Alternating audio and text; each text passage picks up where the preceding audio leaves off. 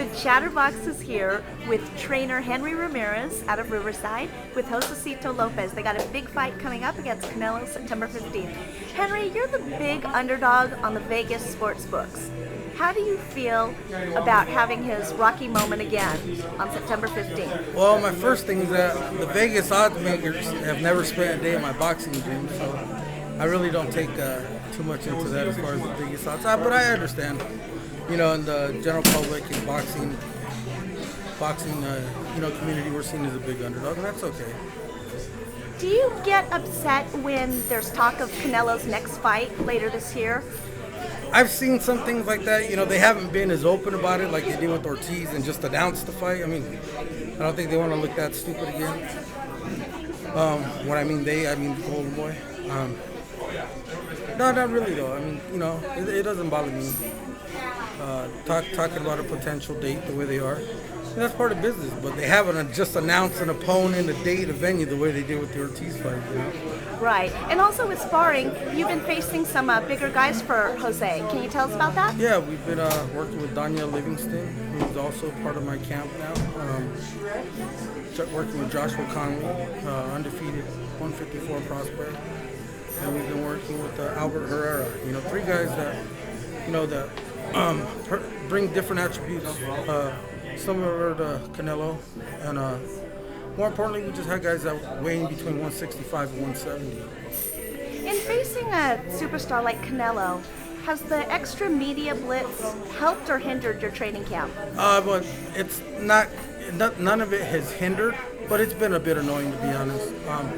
I've been involved in some pretty big fights with Chris Arreola, with the Klitschko one being the biggest one. The media day for the Klitschko fight was bigger than this one. But the media attention overall for the Canelo fight has been 2 to 3 times worse. It's been a bit annoying, to be honest. Well, it's almost over.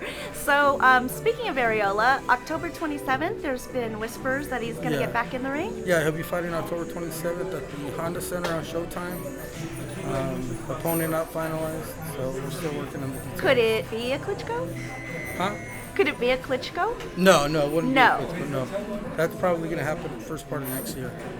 So, do you feel that you're an underrated trainer? You've got Jonathan Arellano fighting at Chumash, you've got Arreola, you've got Roberto Crespo, you've got Jose. I've also took on Daniel Livingston now. Got a few up-and-comers. I don't really think about it. I'm not one of those guys who's going to pound my chest, well, I'm the greatest, I'm this, look at my fighters. But one thing I will take pride in is that I don't get my fighters dropped in my lap. I'm with them from the time when it's the first pro fight or even before to when there is zero money. There's no money involved, to what Jose and Chris, the level Chris and Jose are at now. So I do take pride in that. Well, I know you were at the Blue and Gold, so you also still work with young amateurs coming up. I still work with amateurs, And there's no money in that? No money in that. I take my amateurs to fight. My thing is, if I'm training them at the gym, I don't care if they're an amateur. I'm going to beat them and show up in their corner. I don't care how busy my schedule is.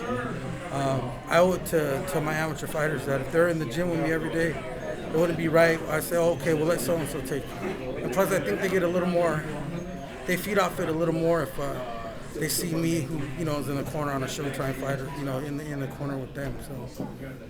One last question. What's your prediction for September 15th? Lopez by knockout. What round?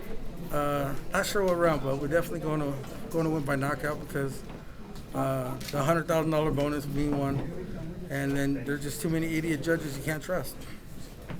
Thank you, Henry. Good Thanks. luck.